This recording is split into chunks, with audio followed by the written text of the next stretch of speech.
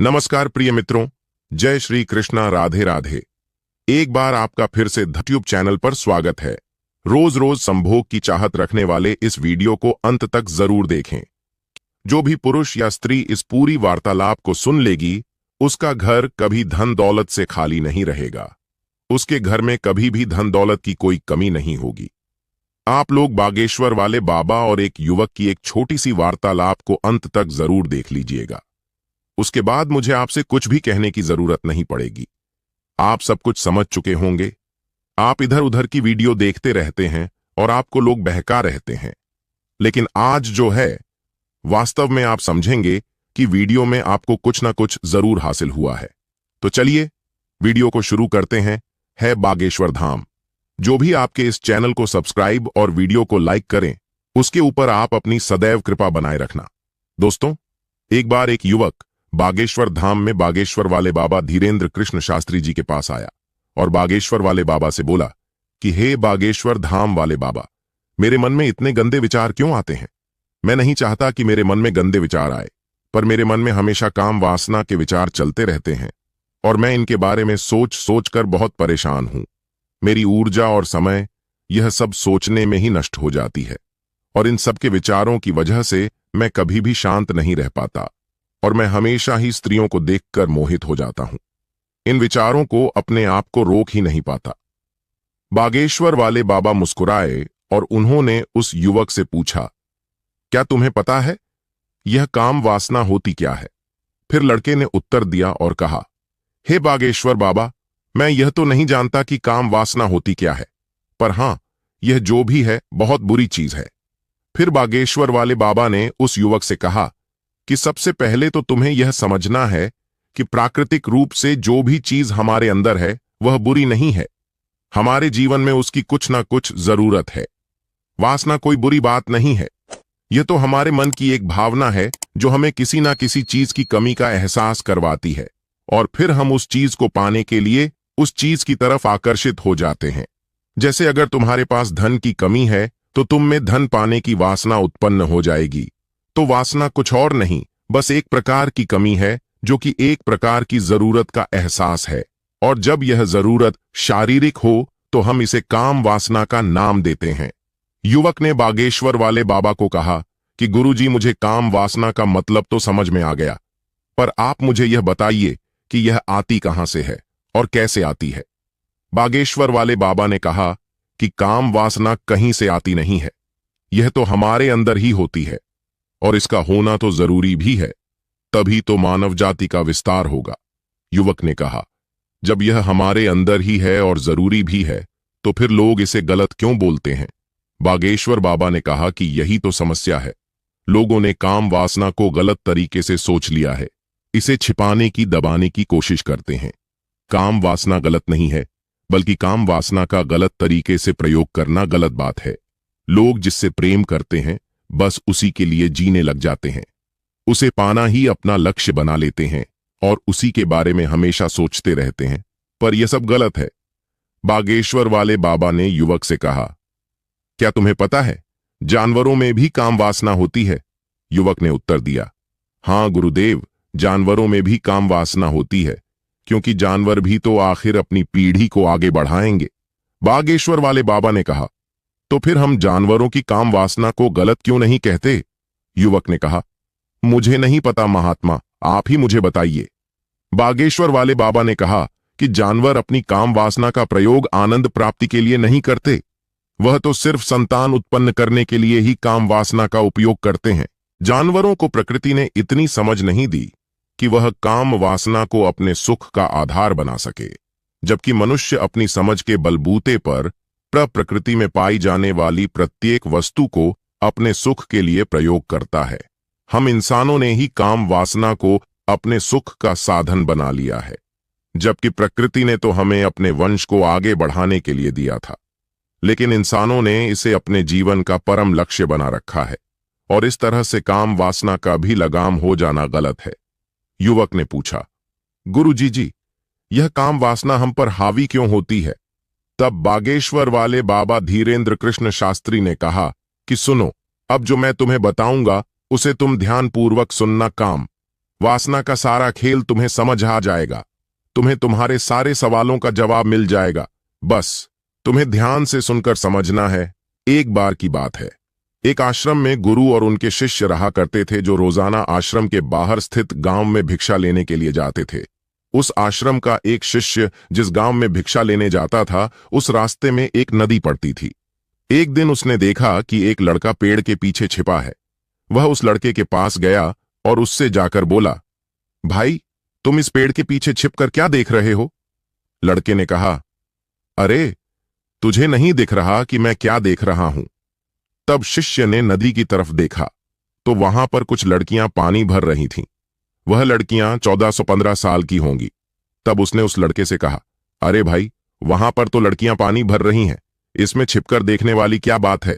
तब वह लड़का शिष्य की तरफ देखकर उससे कहता है, अरे पागल, तुम्हें दिखाई नहीं दे रहा कि कैसे यह परियां नदी से पानी निकाल रही हैं? जरा उनकी अदाओं को तो देखो, उनके कोमल शरीर को देखो, उनकी पतली कमर को देखो, और उनके बाल उनकी कमर पर कैसे लहरा रहे हैं, मानो सुंदरता बिखरी पड़ी हो। शिष्य ने फिर नदी की तरफ देखा और इस बार वह इससे देखता ही चला गया। उसे किसी भी बात का कोई डर नहीं था, लेकिन अब वह छिपने लगा और उन लड़कियों को देखने लगा। और जब वह छिपकर उन लड़कियों को देख रहा था, तभी वह अचानक अंदर से कांप गया और उसने कहा कि यह मैं क्या कर रहा हूं? मैं जो कर रहा हूं वह सही नहीं है। मुझे यहां से चले जाना चाहिए। और फिर वह जल्दी से वहां से चला गया। वह आश्रम पहुंच जाता है। आश्रम जाकर वह अपने कार्यों में लग गया, लेकिन जो अभी वह देख कर आया था वही उसकी आंखों के सामने बार बार आ रहा था। उसके मन में वही दृश्य चल रहा था। उसके मन में वही सब कुछ देखने के लिए लड़ाई हो रही थी। उसका किसी भी काम में मन नहीं लग रहा था। सुबह होते ही वह रोज जल्दी ही भिक्षा के लिए आश्रम से निकल जाता और उस नदी के पास वाले पेड़ के पास जाता, और जहां पर वह लड़का पहले से मौजूद रहता था, उस लड़के के साथ मिलकर लड़कियों को छुप छुप कर देखता था। अब वह रोज ऐसा करने लग गया। यह उसके रोज का काम हो गया। अब उस शिष्य का मन किसी भी काम में नहीं लगता था। वह हमेशा ही किसी न किसी प्रकार के विचार में उलझा रहता। वह आश्रम के कार्यों को भी ठीक ढंग से नहीं कर रहा था। ना वह ठीक से सो पाता था और ना वह ठीक से खाना खा पाता था। उसका मन बेचैन सा रहता था।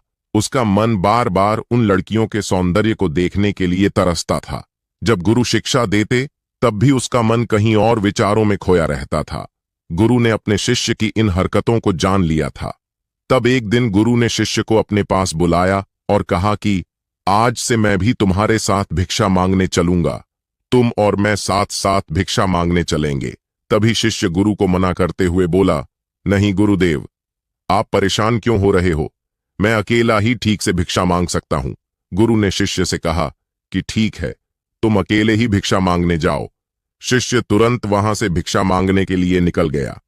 उसके जाने के बाद गुरु भी आश्रम से निकल गए और शिष्य का पीछा करने लगे कि वह कहाँ जाता है, किससे मिलता है। यह सब देखने के लिए उसके पीछे पीछे चलने लगे। थोड़ी दूर जाने के बाद गुरु ने देखा कि उनका शिष्य एक लड़के के साथ एक पेड़ के पीछे अपराधी की तरह छिपा हुआ है और छिपकर कुछ देख रहा था। गुरु भी अपने शिष्य के पीछे जाकर खड़े हो गए कि आखिर उनका शिष्य क्या देख रहा है, जिसे देखने के लिए वह पेड़ के पीछे अपराधियों की तरह छिपा पड़ा है। गुरु ने देखा कि उनका शिष्य पेड़ के पीछे छुपकर लड़कियों को देख रहा था, जो कि नदी से पानी भर रही थी। तभी गुरु ने शिष्य को कहा कि तुम क्या देख रहे हो? अपने गुरु की आवाज सुनकर वह शिष्य घबरा गया और उसके पसीने छूटने लगे। वह थर थर कांपने लगा, जैसे किसी चोर को चोरी करते समय रंगे हाथ पकड़ लिया हो। उसकी हालत खराब हो गई। वह कुछ भी नहीं बोल रहा था। उसके मुंह से कुछ टूटे फूटे शब्द भी बाहर निकल रहे थे। वह अपने गुरु से नजर भी नहीं मिला पा रहा था। गुरु ने शिष्य की तरफ देखा और कहा कि मेरा शिष्य तो निडर था। उसे तो किसी भी चीज का डर नहीं था, लेकिन यह क्या? तुम तो डर के मारे कांप रहे। शिष्य ने गुरु से कहा कि मुझे माफ कर दो गुरुदेव, मेरा में कोई दोष नहीं है।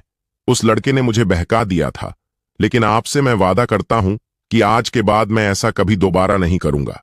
मुझे माफ कर दो गुरुदेव। गुरु ने शिष्य से कहा कि कोई बात नहीं, पर इस बात का तुम ध्यान रखना कि हम जैसी संगति करते हैं वैसा ही फल हमें प्राप्त होता है। उसके विचार हमारे अंदर प्रवेश करते हैं। इसीलिए अच्छी संगति करो जिससे तुम्हारे अंदर अच्छे विचारों का प्रवेश हो। फिर गुरु और शिष्य आश्रम लौट आए और फिर से आश्रम के कार्यों पर ध्यान देने लगे। उसने उस रास्ते को छोड़ दिया और दूसरे रास्ते से जाने लगा। वह अपने काम को ध्यान से करता, लेकिन धीरे धीरे उसके अंदर क्रोध उत्पन्न हो गया और फिर वह दूसरों पर क्रोध करने लगा और बेचैन रहने लग गया। अब वह सही समय पर भोजन भी नहीं करता था, वह भोजन भी बहुत कम खाता था। एक रात गुरु शिष्य के पास आए और उसे बोले कि अब तक तुमने कितनी बार अपना वादा तोड़ दिया।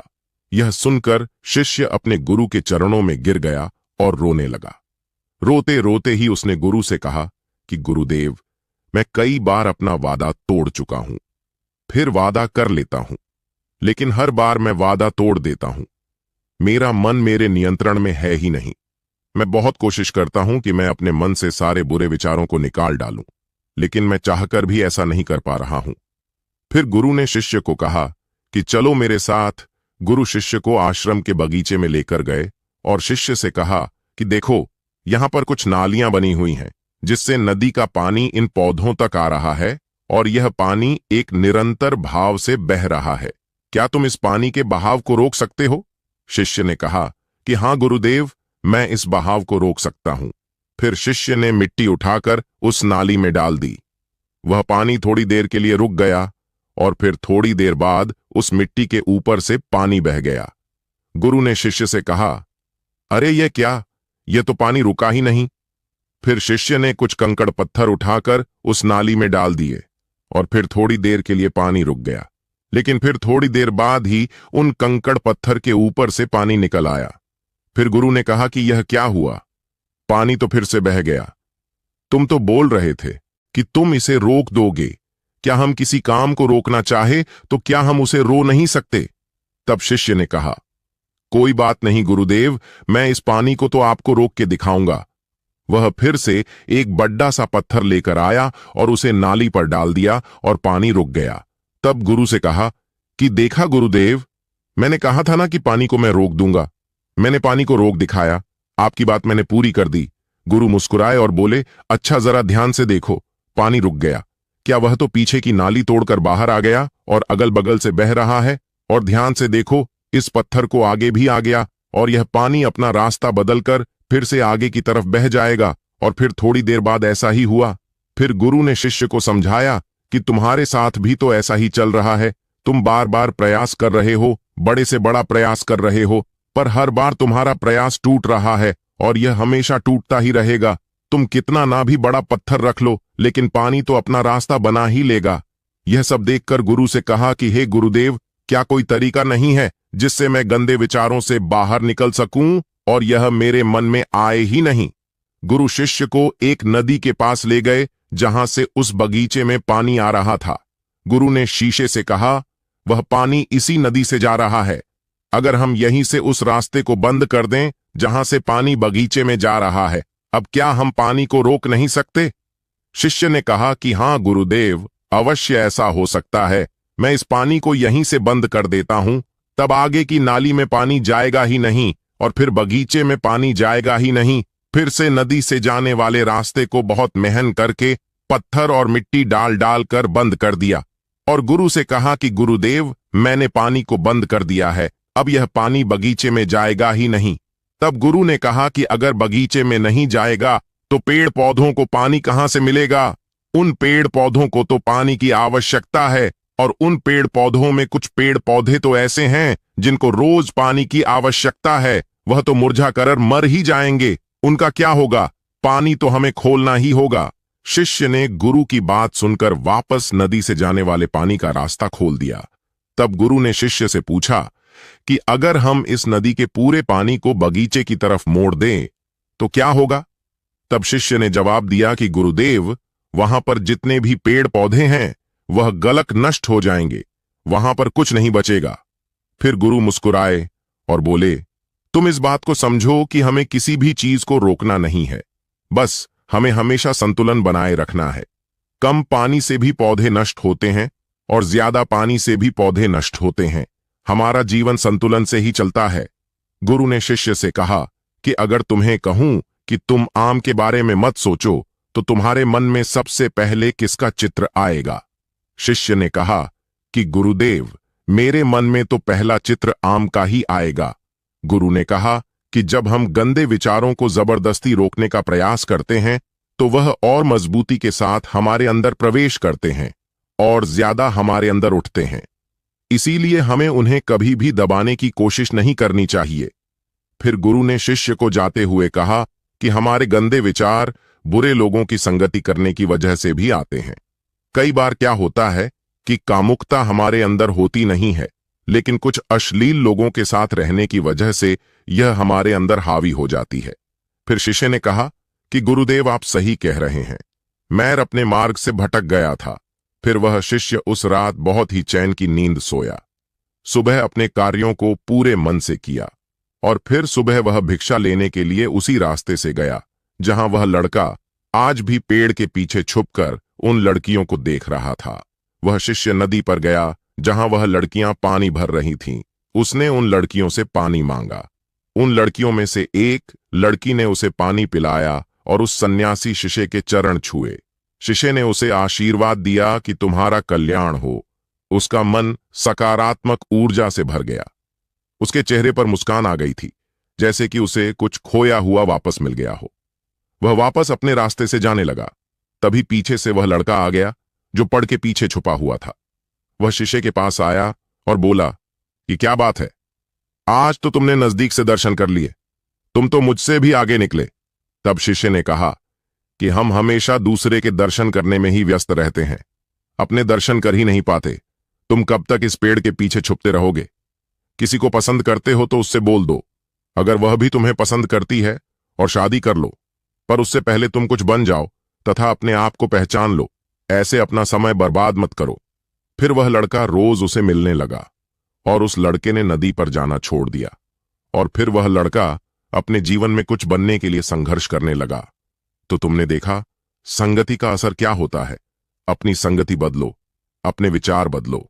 बागेश्वर वाले बाबा ने युवक से पूछा कि क्या तुम्हें तुम्हारे सारे सवालों का जवाब मिल गया? तब युवक ने कहा कि हां महात्मा जी, आपका बहुत बहुत धन्यवाद। तब बागेश्वर वाले बाबा ने युवक से कहा कि जब तुम्हारे मन में गंदे विचार आए तब आप अपने आप को दोषी मत मानो। यह शरीर है और यह सब इसमें हजारों वर्षों से सीखा है। यह केवल तुम्हारे सोच लेने से, शपथ लेने से यह टूटने वाला नहीं है, लेकिन तुम्हारे पास वह शक्ति है और वह ऊर्जा है जिसका तुम्हें संतुलन बनाए रखने के लिए उपयोग करना है। तुम एक जीवित ऊर्जा हो जो कुछ भी अनुभव करने के लिए स्वतंत्र हो, जो कुछ निर्माण करने के लिए स्वतंत्र है। इसीलिए तुम अपने आप को पहचानो दोस्तों। यदि बागेश्वर धाम वाले बाबा और एक व्यक्ति की यह छोटी सी वार्तालाप आपको समझ में आई और अच्छी लगी तो प्लीज बिना कहे आप हमारे छोटे से चैनल को सब्सक्राइब करें, जिससे आपकी और हमारी दोनों की मदद हो सके और हमारा समाज हमेशा आगे बढ़ता रहे, जिसमें आप और हम दोनों लोग सहयोगी बने। दोस्तों, आपको यह कहानी कैसी लगी हमें कमेंट करके जरूर बताना और ऐसी ही और कहानियों के लिए सब्सक्राइब का बटन जरूर से दबा देना।